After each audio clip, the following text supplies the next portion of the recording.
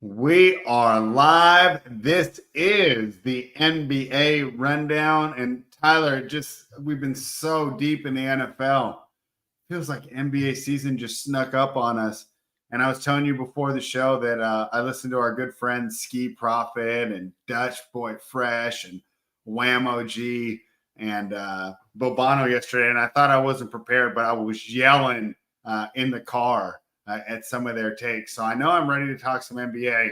And if anyone can bring the best out of me and get me fired up, it's you. Our guy Jamie already tried to do it this morning. So I'm already raring to go. But hey, welcome back. We're back in our wheelhouse. We're kind of known for the NBA, right? We're it's kind of where we made our name here as the duo. And we have two exciting games tonight. But overall, we didn't do any previews. We usually do, but we kind of passed on it this year because it feels like all previews pretty much say the same things, right? These Celtics are the best team in the East. Jokic is a great player. But we'll kind of mix in some of those previews right now as we talk about some of these teams. So overall, number one, welcome back to some NBA content. And I know that before the show, you have at least one regular season win total you like.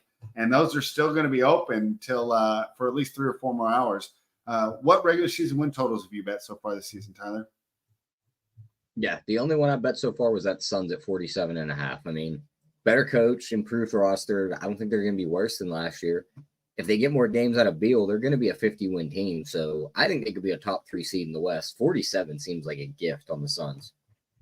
And I know people tune in to watch us argue, but I can't argue with that at all. And one of the big additions that they made in the offseason was the addition of Tyus Jones, who I think is really going to help that team. I felt they really struggled with the lack of point guard play last season.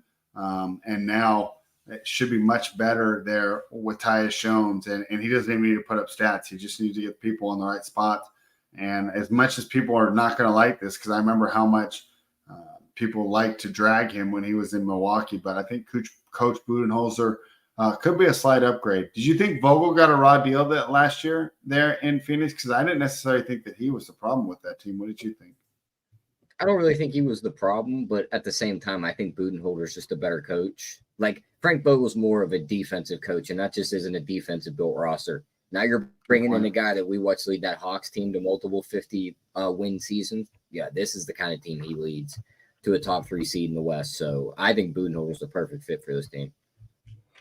All right. And, I kind of, talked about why we didn't do season previews this year, just because I just felt like we were regurgitating a bunch of stuff that you'd already hear from, great sources such as Steve Jones and Nate Duncan and other people who cover the NBA so well.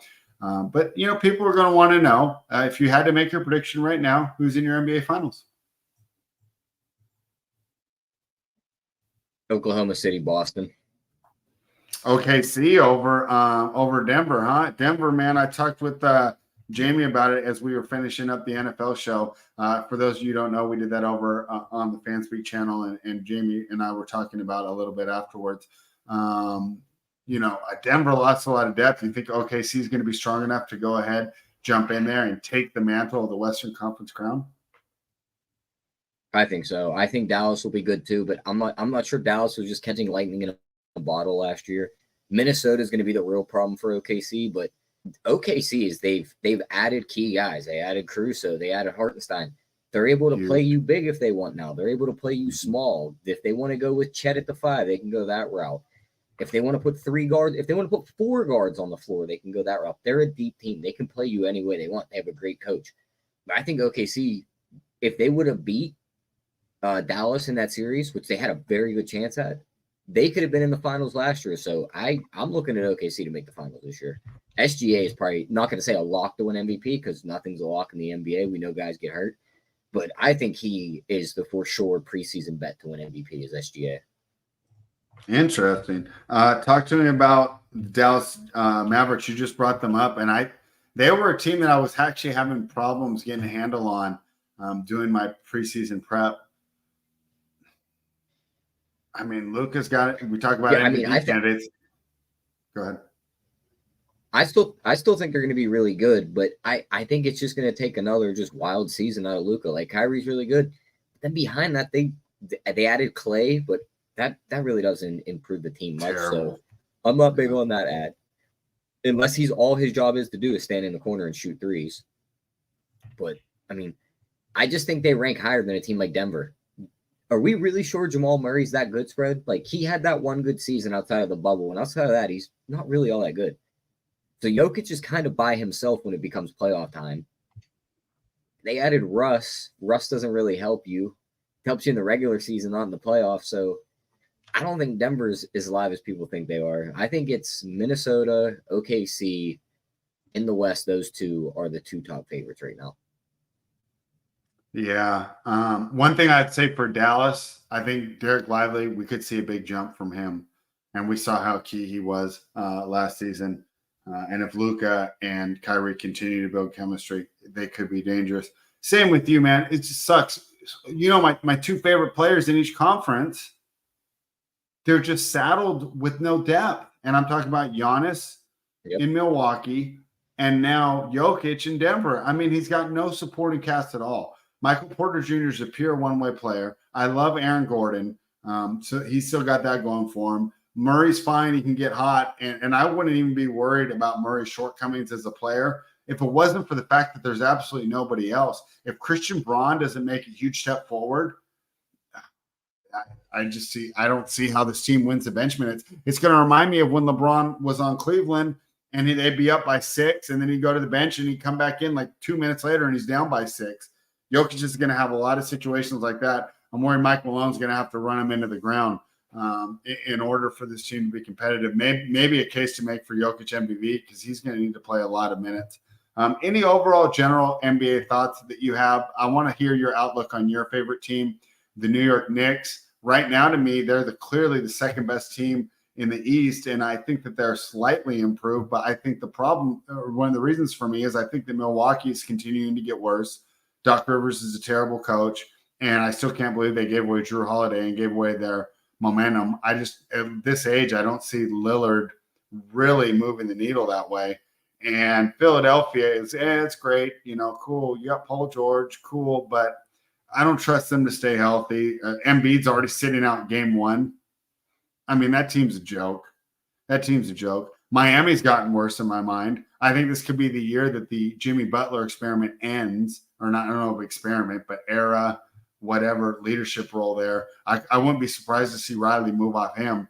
And maybe he's a piece that tilts the scales, so to speak. Maybe Riley just gets a haul for him at the trade deadline. But to me right now, the Knicks are clearly the number 2 team in the East. Would you agree? I agree, but the East is just so weak, Spread. Like, you talked about the top 4 teams. Like, Boston's, of course, number 1. They have all their guys. They're a deep team. They won the championship. New York, before the Cat trade, I like them a lot more. I mean, they're going to have the chemistry with the Villanova guys. I like the Mitchell Robinson at the front, but I'm not sure he's going to be ready for the beginning of the season. He's not playing tonight. So they panicked and they traded for Cat and gave up DiVincenzo too, which I think was a bad move. Mikal Bridges looks like he changed his jump shot. It looks like Markelle Fultz out there, so that's not a good sign. That trade could look like it could backfire. I just feel like it's like one of those things where it's like the Knicks made all the moves, and they're all going to backfire, and the team's going to be bad. So I'm not. I think the Bridges move will just be fine. Let's be honest. As long as Bridges locks up, you got him and Anunoby out there. I agree. Their defense will be great, Spread. But like, what happens when it's like, all right, it's playoffs and Brunson's averaging 30, your next highest guy's averaging 10? Like, at some point, you need somebody else to score the ball. Is Cat going to be your guy in the playoffs? Is going to be your second option? I mean, unfortunately, that's the way that they that's the bet they've made, and we'll see how that turns out for them. But I can understand. I probably, like, to be completely honest, at the odds that these, just looking at conference winners, like you have Boston plus 160, New York's plus 350, Philly's 5-1, Milwaukee 7-1. Just hold my nose and just pray to God that I get past those 4 teams or can dodge some of them, and just give me the Cavs at 16-1. I don't believe in the Cavs. I don't believe in them, but it's just so overpriced for the top 4 teams. 2 of them have no depth, and their guys are always hurt. The other one has questions, and Cleveland has a huge size advantage against a team like Boston. So It's 16-1. I'd love to have that ticket if that just so happens to be a matchup. I want to say what's up to everybody in the chat. I see Clyde, Jerry Stacks, Daniel Barry here. Jerry Stacks has a good question for us. We haven't talked about Indy. Do you think they have a potential to make some waves in the East? No. They're a fun regular season team. Everyone's going to love them because they're going to run up and down the floor. They're going to score a ton of points. They're going to be fun to watch. When the games slow down in the playoffs, they're not going to do anything. They shouldn't even have been in the conference finals last year if the Knicks roster didn't fall apart. I think that showed with the fact that Boston was able to walk them off the floor rather easily in that series. Okay. So there's our answer for Indy. But I can understand. Here, I got a fun one for you, Spread. To me, I think someone's going to trade for Jimmy halfway through the season, and that changes everything. Yeah, I could see that, but I got a fun one for you. Hypothetical here. Drop Memphis into the Eastern Conference. Where are they? I think they're number 3. I like the Knicks more. Because I like Jalen more than John Morant, and I think the Knicks have more depth. I'm not sure. The Memphis team is really deep. All right. Well, of course, we'll be breaking those teams down a little more. Any overall general thoughts? Anything else? Did you make an MVP bet? Do you have a most improved player? Screw that a word. Do you have a rookie of the year bet? Do you have any other? I do have a most improved player bet. But you're not getting the number that we got in the summertime. It was Jalen Johnson opened at 100-1 to win most improved. I got a ticket at 50-1 on Fanatics. I think that was 2 months ago. And now looking at him, he's 11-1. So, I mean, you don't get paid for getting the odds, but at 50-1, I had to take a shot there. Victor, it's plus 650 to win most improved. If he wins the award, I'm not sure how you even gauge the award at that point because we all know he's a top 5 player already. We all know that he put up the stats last year. He's probably going to be an all-star this year. If that's all he needs to do to win the award, then I'm done betting that award. Defensive player of the year is probably good, right? Yeah, he's too good to win most improved. So he's going to win defensive player of the year. 6th man of the year. I like your guy in Malik Monk and don't mind taking the shot at DiVincenzo at 14-1. Love both of those plays. And then MVP and rookie of the year. Just give me the guys towards the top. Give me SGA at plus 380 and give me Zach Edey at plus 290. I think Edey's going to play a ton of minutes for Memphis. He's not scared to jump and try and block some shots. What about the number 1 overall pick? I think he's looking good. He's plus 750. I don't hate that either, but I think Edey's going to be a key piece for Memphis. Fair enough. Tyler, one last thing I want to say because you brought up my Kings. I kind of like our regular season win total over 2. Isn't this just seem to be a regular season team if you've ever seen one? Kings are going to get up and down the floor. They're going to score a ton of points, and they can't get any stops. And to me, that doesn't matter during the regular season. So, when you were mentioning regular season teams earlier, like the Pacers, we're the Western Conference Pacers. I think we're going to win a lot of games. Yeah, you guys will win a lot of games. You'll make the playoffs. And we'll get smoked because we're going to give up 130 every night. Yeah. Fair enough. All right. Tonight's games, the defending champion Boston Celtics tip off for the opening game of the season. Tyler, they're laying 6 to the new look New York Knicks. Totals to 21.5. So no Porzingis tonight. And the Knicks kind of have that new look roster where they'll be implementing some people. The Celtics were okay, especially in the regular season without Porzingis last season. So they're going to have a continuity edge here. 6 points seems like it's a lot, but I don't know, man. My projections have this even more. And of course, if you want access to those projections, become a member at nukethehouse.com. That's right. The projections will be behind the paywall at Nuke the House this year. But Tyler and I, we love the people. So we're going to be here and we're going to talk about these games to you every day. And on a 2-game slate, hey, you're going to get most of it for free. But like tomorrow night when we have 10 games and all this time and, sometimes we're going to be waiting for some news. We won't have it at time of the show. That's where Nuke the House is great. And the reasons I put those projections up, let's just say you are a Nuke the House member. Let's say Tyler and I don't have a play for a game, but you live in Indiana and you're going to the game tonight. You can see what I projected and go ahead and throw $20 on it and make your game a little more fun. So there's multiple ways to use the projections. Also, line moves. I may not answer in the Discord right away. If the line's moved, you see where I projected it at, and you can see, well, hey, spread betted at -5. Is it still good at 6.5? Go look at those projections. If it was a 10-point edge, probably still good. 7-point edge, probably try to lay off and grab it live with Keg and the boys. All right, now that we've got that out of the way, Tyler, how are you feeling about your favorite team, the New York Knicks, catching 6 tonight in Boston, total 21.5? I think I'm going to be fading them, Spread. I think I'm going to be on the defending champs in the deeper roster here. Mm-hmm. I mean, Boston, even without Porzingis, they are just so much deeper than the Knicks. The Knicks have their starting lineup of Brunson, Bridges, Hart, and Anunoby and Cat. If you just pull up their depth chart on ESPN, this is how it's listed, Spread. Those are the starters. Okay. Second string point guard, Miles McBride. Second string shooting guard, Miles McBride. Second string small forward, OG Anunoby, the starting power forward. Second string power forward, Precious Achiuwa, out. Backup center, Mitchell Robinson, out. Third string power forward, the starting small forward, Josh Hart. Third string center, Precious Achiuwa, out. Third string point guard, Cam Payne. So your main guys off the bench tonight for the Knicks are Cam Payne and Miles McBride. If they're going to run Jericho Sims out there, that's going to be their big man off the bench. I mean, if there's any team the bench doesn't matter, isn't it a Thibodeau team, though? Oh, it is. It's a short 8-man rotation. But where's the scoring coming from outside of Jalen Brunson? Is Cat going to show up in his first game for New York and play well? I'm not 100% sure about that. I think Drew Holiday can slow down Brunson. And you look at the way that this Knicks-Boston matchup was played out, 3 of the last 4, Boston would have covered this number. The only game they wouldn't have covered happened in April. When their season was already locked up, they were above 60 wins. They didn't need the game. The Knicks won at 118, 109.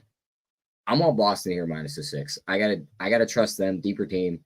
They've been playing with each other. I think the Knicks have to build their chemistry. I don't hate the look on the under here our guy in the chat's talking about, because the Knicks are going to be able to play defense.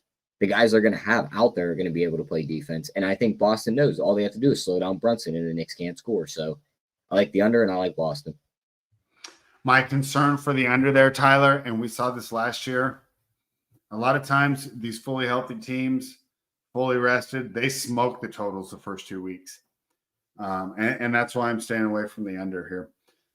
But I can understand why you would like that from a basketball perspective. Props you're looking at for this game, Tyler, something that you've excelled in over the last 5 years.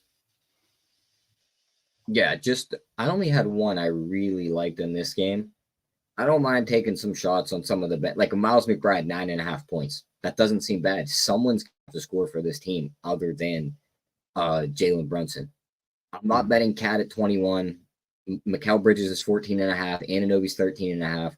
I'd rather just take the spark plug off the bench at 9.5. He's going to play some minutes, couple threes, easy buckets at the rim. He could easily cover that. Don't hate going to Tatum's rebounds as another play, because with no Porzingis, Horford will be out there, but Tatum's just become a rebounder. It's 7.5, which is juiced to -130. I don't hate betting it all the way up to 10 and getting a +170. And then my favorite prop for this game, give me Drew Holiday over 4.5 assists. Covered that number 2 of the last 3 when he's played 30+ minutes against the Knicks. I think he plays more of the point guard role than Derek White tonight. So give me Drew Holiday over 4.5 assists, and you're getting that plus money.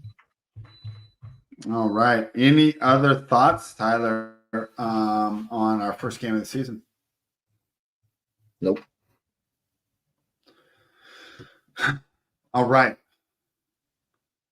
Tonight, everybody that believes in truth and justice will be rooting for the Minnesota Timberwolves to take on the most evil franchise. Tyler, I read an article on ESPN that really just confirmed what I've always thought about this Los Angeles Lakers organization.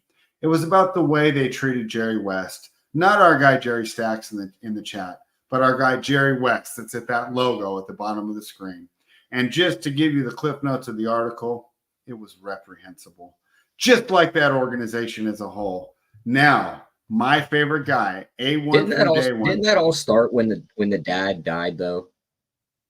Yeah, to be fair, if Jerry West was still there, they wouldn't have done this crappy stuff. So, yeah. Did you watch Succession? I think Jeannie Buss is like that girl in Succession. I can't remember her name right now. No, I haven't watched it. Shaban, or what do they call it? I can't remember. But I just remember that being something someone touched on, was the dad actually liked Jerry West, and then when the dad passed away and Jerry West was That's trying when to they still started call doing shots, that. that they didn't like that. Yeah, they just kind of pushed him out. But regardless, I'm just doing that all as a But bit. You know, we got to show some personality on here. We can't just show up, give winners, and log off. But I will be rooting for the Timberwolves tonight. Tyler, I wrote this up yesterday, and I gave it out, and the article's on Nuke the House. I bet over at 219.5. The market agrees with me. The total's 222.5. I like the over here a lot more than I do in the first game. These Lakers, they like to get up and down the floor. I think that JJ Redick's, as much as I'm rooting against them, he's making that offense look a lot better. They're going to be running more sets. They're going to be using the strengths of their team more. And as much as it sucks that you got LeBron pulling and Aaron Rodgers and basically coaching the team, it feels like him and Redick are going to be a lot more in tune, talking about what this team needs to be successful. I do believe the Lakers are going to be able to score, and I think the Timberwolves are going to score as well, because, you know, we've seen what the Lakers have done on defense recently. And JJ Redick, right, in his career, he's known for being a great offensive player, not necessarily a defensive wizard, as I remember him being targeted consistently in any game that actually mattered where teams were using strategy. So I don't know how much defensive wisdom he'll be able to impart there. I think it could be a big night for Ant Edwards and the Timberwolves. I like the over here, even at the 222. And the Lakers have taken money. This was +2 when I wrote it up yesterday for Nuke the House. It's now down to +1 for the Lakers. So it's basically pick the winner. Who do you think wins this game?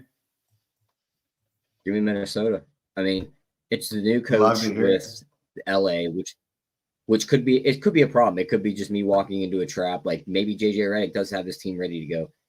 But I just, like you said, I don't think their defense is going to be all that good with him coaching his team. They want to shoot more threes. I'm not sure they have the 3-point shooters to be able to do that. And this Minnesota team matches up well with them. Like, Gobert, if he's on AD, he could slow him down a little bit, but I think they'll go Randall route and let Gobert roam. McDaniels can slow down LeBron at his age at this point, so it'll just make the game a fit. And Ant Edwards can slow down Reeves or Russell, whichever one decides to get hot. I don't think they have a guy that can slow down Ant on the other side, though. So I think that this is a T-Wolves game. I think they come out, get a big win. And AD does smash, like our guy Jerry in this chat says, but I think Anthony Edwards also smashes. So don't hate either of their points props at 25.5. And AD's at 23.5. All right, looking for a big game from Anthony Davis and Anthony Edwards. All right.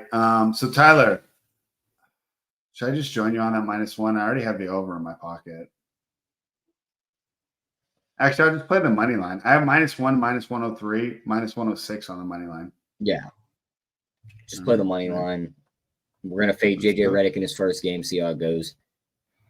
All right. And I'm sure the Lakers fan base will take it quite fine if they lose their opening game tonight.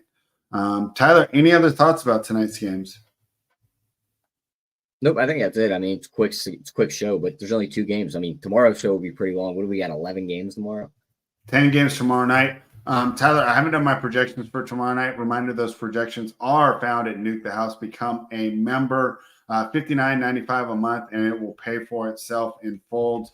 Turn those notifications on in the Discord. You don't need to watch the YouTube show. You don't need to be watching all the games. You will get a notification every time Keg or one of the boys places a live bet. So make sure you're taking advantage of that. And I'm going to be on this very channel. I don't know if it's free or not. I'll have to check with Holden on that. Sorry, I should have been more prepared on that. But if you're a subscriber, it doesn't matter because you're going to have access to that as well. And I'm going to be live betting it with JC Zargo. He's going to be doing NHL. I'm going to be doing NBA, and that's going to be fun. However, Tyler, I haven't run my projections yet, but looking at tomorrow's slate, is there anything you feel that we need to bet right now because they're going to take money? We know in the NBA, favorites take money more often than the dogs, right? And the NFL can go either way. But the NBA is a lot of favorites take money. So ones I would be considering is the Rockets might blow the doors off the Hornets. The Suns laying 4.5 against the Shell. Magic +2 interests me. Yeah, but I don't think that we need to worry about betting that right now, right? I don't think the Magic take a bunch of money. I'm going to bet Magic with you, but I like the Suns -4.5. yeah, I do too. But do you think they take money? I think that's it for you. Okay. I think they do take a little bit of money. I mean, just All right, all the and- guys that just go check the injury report, see Kawhi's out, will snap bet the Suns. Are you going to be with me tomorrow at this time, or are you going to be busy? I could do tomorrow around this time. Okay, so we'll be back tomorrow, and we'll be going over the slate for tomorrow, and of course we'll review tonight. Hopefully, we're celebrating a Lakers loss because that's the best thing to happen in the NBA, especially when you're a Kings fan. It's not like I can enjoy my team. So there you have it for us. Remember, the show is brought to you by nukethehouse.com. Head on over, become a member. You will not regret it. Final Pacers over 260. I like that. Is that really the number? What's the Pacers number? 233. Tyler, final thoughts. Yeah, I mean, it's going to be fun to have NBA back. I think we got 2 winners, and hopefully we got some prop winners too. So just lock those plays in, and you guys will be live tomorrow to bet all the games. nukethehouse.com.